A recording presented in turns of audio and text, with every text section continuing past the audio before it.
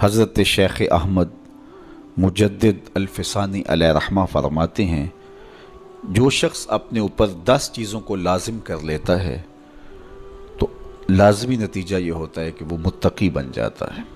وہ 10 چیزیں کون سی ہیں؟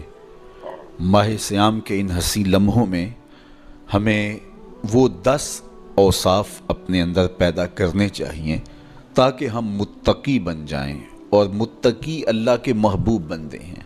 تقوی اختیار کرنے والے اللہ جل شانہ کی رحمتوں کے خاص مستحق ہیں۔ جنہیں تقوی کا نور نصیب ہوتا ہے وہ اللہ کی رحمتوں کے سائے میں آ جاتے ہیں۔ اگر ان پر مصائب، آلام، مشکلیں آتی ہیں تو ان کے تقوی کی وجہ سے اللہ انہیں راستے عطا کر دیتا ہے۔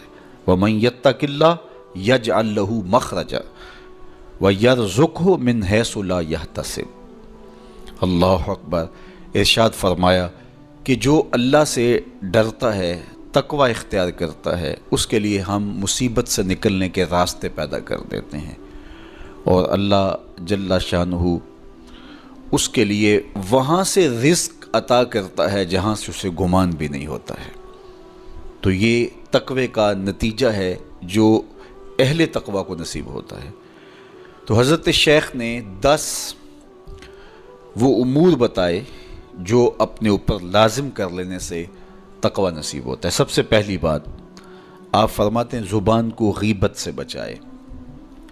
اتقاء کے حصول کے لیے زبان کو پاک کرنا ضروری ہے۔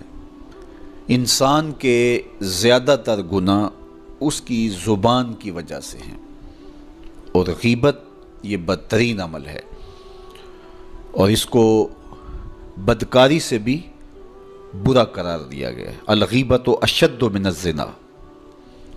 تو اپنی زبان کو غیبت سے بچائے۔ دوسری بات ارشاد فرمائی کہ بدظنی سے بچے، کسی سے خواہ مخواہ بدگمان ہو جانا اور اپنے دل کو کسی کے لیے میلا کر لینا اور اس کی بدگمانی دل میں پالنا، تو یہ تقوی کے منافی ہے۔ تو کسی کی بدگمانی سے، بدظنی سے اپنے دل کو بچائے، زبان کو غیبت سے بچائے، دل کو بدگمانی سے بچائے، اور مسخرہ پن سے بچے۔ بات بات پہ ٹھٹھے مار کے ہنسنا اور اس طرح کی زندگی بسر کرنا۔ اور آج کل تو جب بھی دوست احباب اکٹھے بیٹھتے ہیں تو سنجیدہ اور متین باتیں کم ہوتی ہیں، زیادہ وقت لطیفوں میں ہی کٹ جاتا ہے۔ انسان کو خوش مزاج ہونا چاہیے، اس کی طبع میں شگفتگی ہونی چاہیے، لیکن شگفتگی، خوش مزاجی اور مسخرہ پن میں فرق ہے، اس کو سمجھنا چاہیے۔ سنجیدہ اور متین زندگی یہ مومن کی زینت ہے، انسانیت کا حسن ہے۔ اس لیے تقوی کے حصول میں مانع ہے مسخرہ پن۔ اگر کوئی شخص متقی بننا چاہتا ہے تو اس کو سنجیدہ اور متین بننا ہوگا۔ طبیعت کی خوش مزاجی یہ معنی نہیں ہے، لیکن مسخرہ پن اور چیز ہے، اس سے روک دیا گیا۔ چوتھی چیز حضرت شیخ احمد فرماتے ہیں کہ اپنی آنکھ کو حرام سے بچائے۔ اپنی آنکھ کی حفاظت کرنے سے تقوی حاصل ہوتا ہے۔ جب آنکھ خراب ہوتی ہے تو دل خراب ہوتا ہے، جب دل خراب ہوتا ہے تو پھر پورا بدن خراب ہو جاتا ہے۔ اس لیے وہ دروازہ جو کھلا ہے اور اس سے بدی شر اندر اتر رہی ہے، اور پھر اس سے آپ کا سارا نظم ہستی برباد ہو رہا ہے، تو اس دروازے کو بند کریں۔ تو اپنی آنکھ کو حرام سے بند کریں۔ پانچویں چیز ارشاد فرمائی، ہمیشہ سچ بولے۔ جھوٹا شخص کبھی متقی نہیں ہو سکتا۔ اتقاء کے حصول کے لیے اپنے آپ کو سچ کا خوگر بنانا ہوگا۔ سچ کے بغیر کبھی نہ بولیں۔ جھوٹ بولنے والے کی زبان سے شر پھیلتا ہے، اور جب کوئی شخص جھوٹ بولتا ہے تو حدیث پاک میں آتا ہے اس سے بدبو نکلتی ہے، جس کو عام لوگ تو نہیں سونگھ پاتے، لیکن اللہ کے فرشتے 1 میل دور پیچھے ہٹ جاتے ہیں۔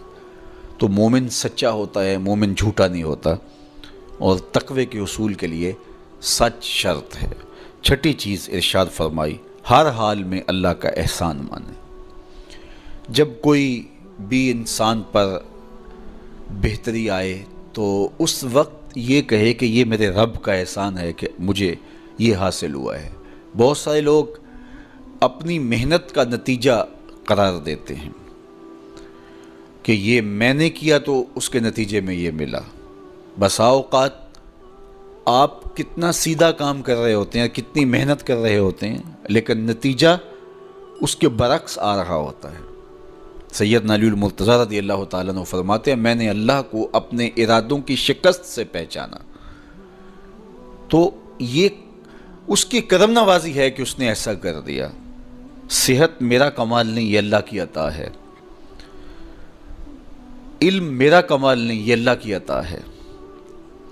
لہجوں کی خوبصورتی یہ اس کی عطا سے ممکن ہے۔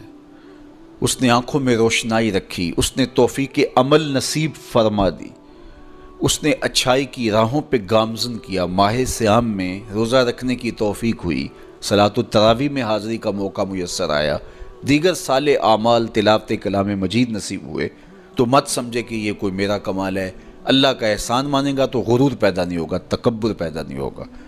تو ہر حال میں اللہ کا احسان مانے، جو بھی خیر اس کو ملے وہ کہے یہ میرے رب کی طرف سے ہے، اور اگر اس کا کرم نہ ہوتا تو یہ عمل مجھے نصیب نہ ہوتا۔ اور کتنے عمل ہیں کہ نصیب ہونے کے بعد عجب سے، تکبر سے، ریاکاری سے برباد ہو جاتے ہیں۔ کیتی کتری پئی کھو محمد تے سکہ بنیا زردہ، کتنے عمل ہیں کہ برباد ہو جاتے ہیں، تکبر آ گیا، عجب آ گیا، ریاکاری آ گئی، تو یہ اس کی طرف سے ہی ہے۔ تو جب یہ کہے گا تو عجب، تکبر، غرور کچھ پیدا نہیں ہوگا، تو پھر عمل قبول ہوگا اور انسان تقوی کی منزل تک پہنچے گا۔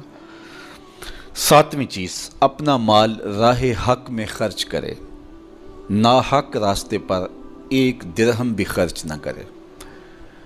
کمایا ہوا مال راہ حق میں خرچ کرنے سے اتقاء کی دولت نصیب ہوتی ہے۔ اللہ قیامت کے دن بندے کے قدم اپنے حضور سے ہٹنے نہیں دے گا جب تک اس سے 3 سوال نہیں کر لے گا۔ ان میں سے ایک سوال یہ ہوگا کہ مال کمایا کہاں سے، مال خرچ کہاں کیا۔ جس طرح مال حلال کمانا ضروری ہے، مال کو جائز جگہوں پہ خرچ کرنا بھی ضروری ہے، حق کے راستے پہ خرچ کرنا بھی ضروری ہے۔ اس لیے یہ اپنی طبع کے اندر لازم کر لے کہ کبھی بھی اس کا مال کسی ناجائز اور فضول کام میں خرچ نہ ہو، راہ حق میں اس کا مال لگے۔ 8ویں چیز، نفس کے لیے کبھی بڑائی بلندی نہ چاہے، اس سے طبیعت میں سرکشی آئے گی اور تقوی کے راستے میں یہ عمل مانے ہے۔ اور نمازوں کی حفاظت کرے۔